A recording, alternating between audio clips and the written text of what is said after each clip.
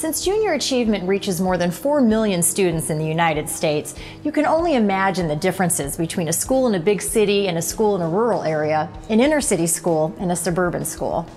And though we use the word school a lot, some JA classes are taught in after-school programs, and the economic differences between facilities can be profound. I've had the pleasure of teaching at schools that are in mass market, low moderate income areas. I've had the pleasure of being a teacher in the high value sector, if you will, or fluent. Kids have the same hunger. You know, they have the same passion to learn and grow. You know, their environment always doesn't define their abilities. My responsibility is to make sure that we plant a seed of hope, opportunity, regardless of where they're from. I grew up in South Los Angeles, you know, and I'm here today as a proud banker running a large territory. I didn't let the community, the perceptions of the community define me. Depending on which age group you are teaching, you will see different behavior in the students.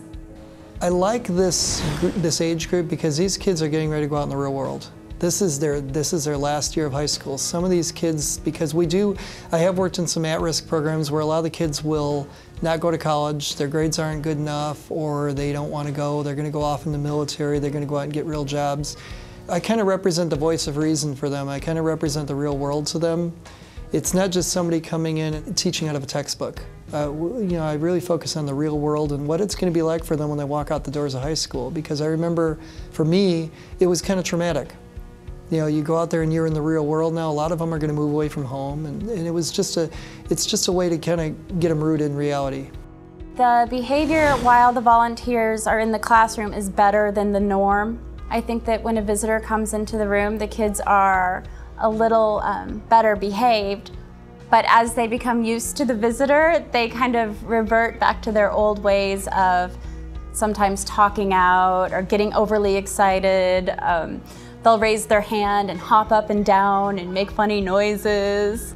Students at the elementary level tend to ask many questions. They want rationale. They want to know why. Why is this? Why is that? They're also very touchy. In the classroom, one of the kids, a little girl, suddenly hugged me. I just couldn't just push it away, so I just give her a short hug, and then just, you know, she went away. And I was okay having the hug because it was in an open space in front of everybody, including the teacher. I expected some of the younger children to not know as much about business and not know as much about finance, but when you really start speaking to them, they had some amazing ideas, especially with respect to entrepreneurism, because they had ideas with marketing and posting things on the internet and marketing with Google AdWords that kind of blew me away, because we had one activity that was how to market your restaurant. And so I asked them if they knew what marketing was, and they didn't know what the definition of marketing was. But then once I explained it, I asked them, what are some marketing ideas that you would impart with respect to your business? And they started coming up with ideas of targeting certain ethnicities with Google AdWords, and this was the 3rd grade. So I thought that was really impressive, and it made me really hopeful for the future of this country. When the volunteers do come into the classrooms, they're greeted with smiles, they're greeted with hugs, and they are absolutely engaged in the lessons because they are very hands-on, and they are standards-based as well. They are provided real-world experiences. One example that I can relate to from a personal experience is I had a junior achievement volunteer come into my classroom teaching the students the differences between needs and wants. And oftentimes our children can be very egocentric, and it's all about what they want. And once they do realize that there is a difference between a need and a want in our society, you can see that light bulb go on to really value what is really important and the importance of survival. Kids are very honest. They want to know, what do you do and how much money you make? And so they're able to ask some of these questions and get real answers. I think that she looked very pretty. She looked very important to me. Yeah, and I really liked her shoes. My favorite part about Miss Annabelle was that she wasn't scared to go in front of all those kids. I learned about how businesses can grow around the world and all the capital resources. Well, some of the differences that I've noticed in teaching elementary school versus high school and everything in between was that You know, with the elementary school kids, they were full of this optimism, and when I speak with respect to some of the ideas that they had and their brilliant entrepreneurial ideas, that came a lot from the elementary school students. And when we move towards the high school students, you really start having real world concerns from them. They're entering the real world. They're going to be taking on debt. They're going to be having responsibilities. They're going to be having jobs. So in the high school level, it was questions like, you know, how do I pay my taxes? What taxes do I have to pay? What insurance do I need?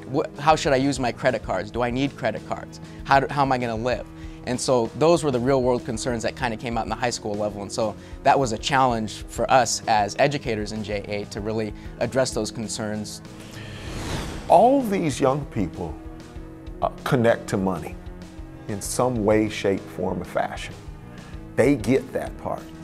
And so when you ask them the question why, even in an economics class, you have to ultimately get to the end game.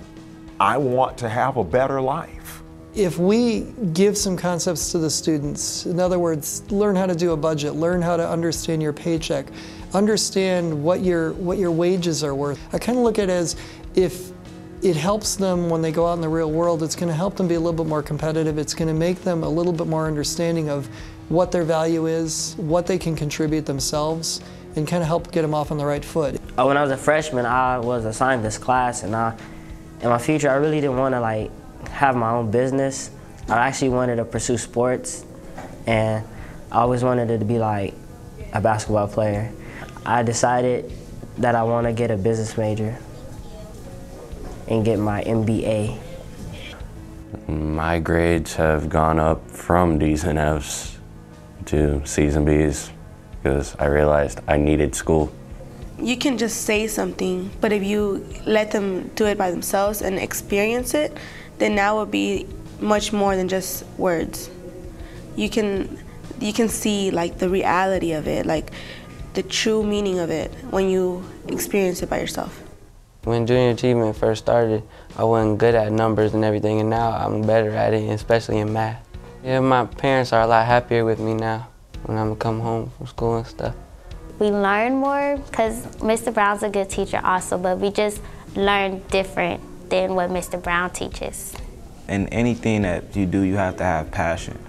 You know, I feel like if you have passion, I mean, just that alone will lead you to just want to do anything in your power to make it successful. I mean, I feel like in a business, people get up in the morning, they're like, oh my God, I gotta go to work, I don't wanna work with this person or this person.